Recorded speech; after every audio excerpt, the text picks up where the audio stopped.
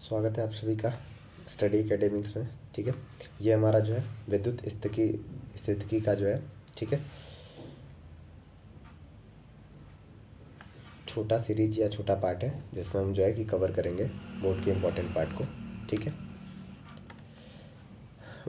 विद्युत आवेश जो है होता क्या है, ये किसी भी पदार्थ का गुण होता है जिसके कारण वो विद्युत क्षेत्र के प्रभाव को महसूस कर पाता है। ठीक है, या विद्युत बल को वो महसूस कर पाता है। तो विद्युत आवेश किसी पदार्थ का वह गुण होता है जिसके कारण उसमें विद्युत तथा चुंबकीय प्रभाव उत्पन्न होते हैं, वो विद्युत आवेश कहलाता है। ठीक है, जहाँ जहाँ ये विद्युत इस तरीके से लिख दिया गया है, ठीक है, ये प्रिंटिंग में जो है शब्द जो है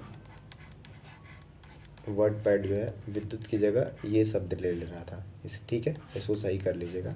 ठीक, तो विद्युत आवेश कहलाता। विद्युत आवेश दो प्रकार के होते हैं, एक धन आवेश होता है, एक ऋण आवेश होता है। ठीक है, सजातीय आवेश एक दूसरे को प्रतिकर्षित करते, एक प्रकार या एक जैसे जो आवेश होते हैं वो एक दूसरे को प्रतिकर्षित करते हैं। नेगेटिव अगर ऋण और ऋण आवेश है एक दूसरे को क्या करेंगे, प्रतिकर्षित करेंगे, और नेगेटिव पॉजिटिव एक दूसरे को क्या करेंगे, आकर्षित करेंगे। तो वही विजातीय एक दूसरे को आकर्षित करेंगे। ठीक है, ये जो आवेश होते हैं ये कुछ नियम का पालन करते हैं। जैसे आवेश जो है संरक्षण के नियम का पालन करता है। आवेश को नहीं तो जो है कि बनाया जा सकता है या उत्पन्न किया जा सकता है, नहीं तो नष्ट किया जा सकता है। ठीक है, अर्थात ये है कि किसी विलगित निकाय का कुल आवेश संरक्षित रहता है, मतलब किसी निकाय का हमेशा जो आवेश होता है वो संरक्षित पड़ा रहता है। ठीक है, आवेश जो है क्वांटीकरण के नियम को भी पालन करता है, मतलब आवेश को जो है कि काट के आधा नहीं किया जा सकता।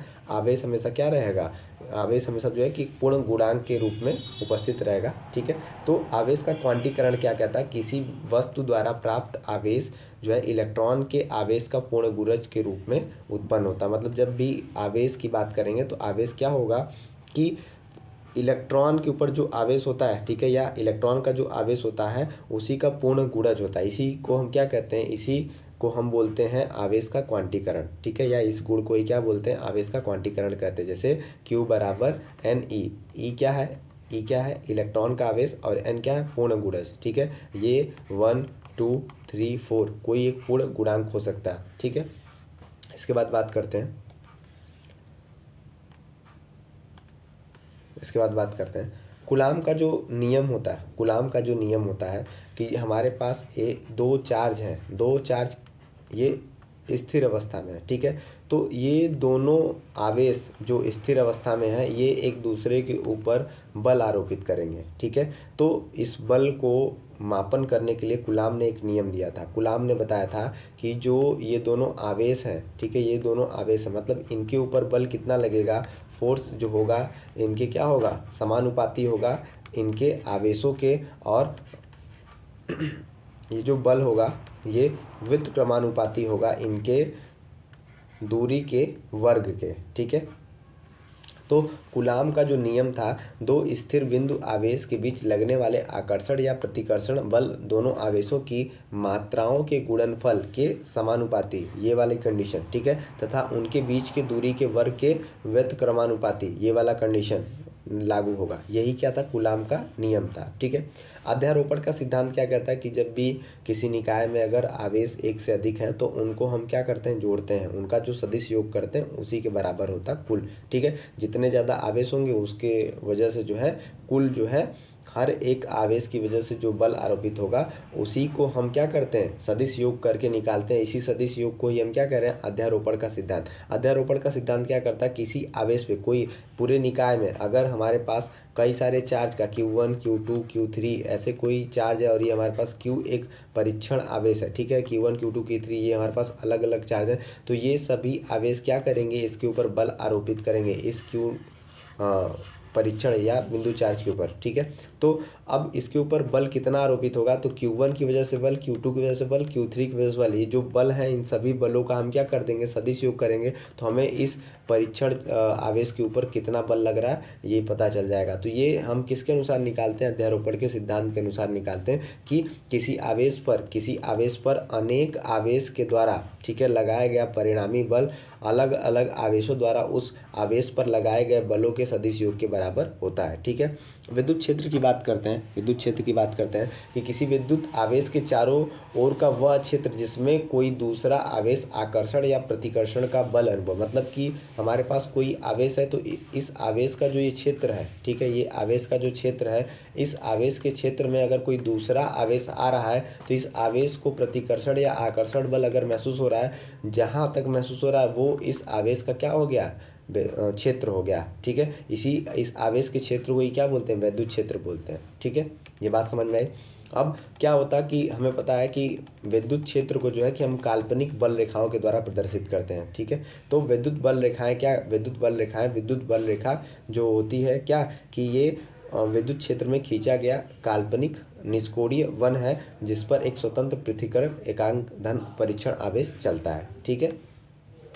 इसके बाद बात करते हैं हम, हाँ, विद्युत क्षेत्र की जो तीव्रता होती है, ठीक है, विद्युत क्षेत्र के किसी बिंदु पर प्रति एकांक परीक्षण धन आवेश पर लगने वाले बल को उस बिंदु पर विद्युत क्षेत्र की तीव्रता कहते हैं। मतलब क्या है कि विद्युत क्षेत्र के अंदर, ठीक है, कोई अगर आवेश रख रहे हैं, इस आवेश पे कितना बल आरोपित हो रहा है ये निर्भर करेगा कि यहाँ इसके पास कितनी विद्युत बल रेखाएं पास हो रही हैं या यहाँ पे विद्युत बल रेखाओं की तीव्रता कितनी है, ठीक है, यही बात। तो विद्युत क्षेत्र की तीव्रता जो होती है विद्युत क्षेत्र के किसी बिंदु पर यहाँ पे एकांकिक जो परीक्षण धन आवेश पर कितना बल लग रहा है वो इस क्षेत्र की या ये इस जगह की विद्युत तीव्रता के बारे में, विद्युत क्षेत्र की तीव्रता के बारे में बताता है। और इसका एसआई यूनिट क्या होता है, एसआई मात्रक होता है न्यूटन प्रति कूलम होता है, ठीक है। अब विद्युत द्विध्रुव की बात कर रहे हैं, ये द्विध्रुव गलत हो गया है, द्विध्रुव ऐसे लिखा जाता है, ठीक है। तो विद्युत द्विध्रुव यदि परिमाण में समान है परंतु विपरीत, विद्युत द्विध्रुव होता क्या है कि एक समान आवेश जिनके मैग्नीट्यूड एक जैसे हो, ठीक है, लेकिन जिनका माप क्या हो, बराबर हो, लेकिन उनकी प्रकृति क्या हो, विपरीत हो, और वो एक लघु दूरी पर स्थित हो, तो वे क्या विद्युत द्विध्रुव का निर्माण करते हैं। तो ऐसा निकाय जिसमें आवेश का परिमाण तो समान हो लेकिन प्रकृति विपरीत हो और वो एक दूसरे से अल्प दूरी पर स्थित हो, ऐसे निकाय को हम क्या बोलते हैं, विद्युत द्विध्रुव कहते हैं। जैसे HCl का अणु हो गया, H2O का अणु हो गया, ठीक है।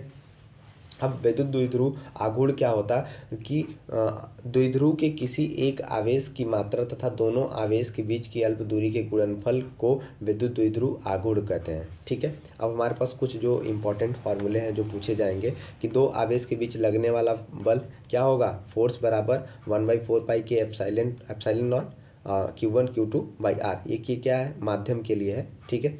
अब किसी विद्युत क्षेत्र के किसी बिंदु पर रखे परीक्षण आवेश पर कार्यरत बल, तो उस बिंदु पर विद्युत क्षेत्र की तीव्रता कितनी हो जाएगी, इलेक्ट्रिक फील्ड क्या हो जाएगा, फोर्स को अगर परीक्षण चार्ज से हम क्या करें, विभाजित कर दे तो उस फोर्स के दौरान हम क्या निकाल सकते हैं, वहाँ का विद्युत क्षेत्र निकाल सकते हैं, ठीक है। विद्युत आवेश के कारण विद्युत क्षेत्र की तीव्रता, तो इलेक्ट्रिक फील्ड अगर हमें निकालनी तो 1/4 pi epsilon not Q by R square, ठीक है।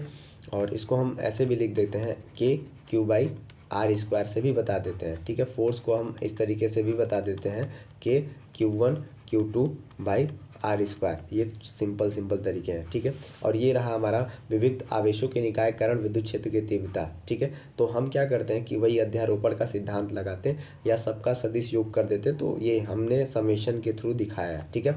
विद्युत द्विध्रुव आघूर्ण क्या होता है, इसको P से प्रदर्शित करते हैं और ये रहा हमारा आवेश और ये रहा उसके बीच की अल्प दूरी, ठीक है। जब आवेश को उसकी अल्प दूरी, दो आवेश, ठीक है, आवेश का जो मान है, ठीक है, परिमाण है, और उसके बीच की जो दूरी है, इसका जब गुणा कर देते तो ये हमें विद्युत द्विध्रुव आघूर्ण देता है, ठीक है। अब ये अक्षीय केस में जो है हमारे पास विद्युत द्विध्रुव के कारण विद्युत क्षेत्र की तीव्रता उसके अक्षीय, ठीक है, स्थिति में क्या होगी, ये रहा हमारा फार्मूला, और उसके निरक्षीय स्थिति में क्या होगी, ये रहा फार्मूला। इनके डेरिवेशन भी एग्जाम में पूछते हैं तो ये आप देख सकते हैं, ठीक। अगर एक समान विद्युत क्षेत्र में विद्युत द्विध्रुव पर बल आघूर्ण देखना हो तो हम क्या लिखते हैं, विद्युत बल आघूर्ण को हम प्रदर्शित करते हैं टाउ से, ठीक है। और हम लोग क्या गुणा करते हैं इसका P × E, ये क्या होता है PE sin थीटा, ये हम क्या कर रहे हैं, इनका क्रॉस प्रोडक्ट कर रहे हैं, ठीक है। धन्यवाद।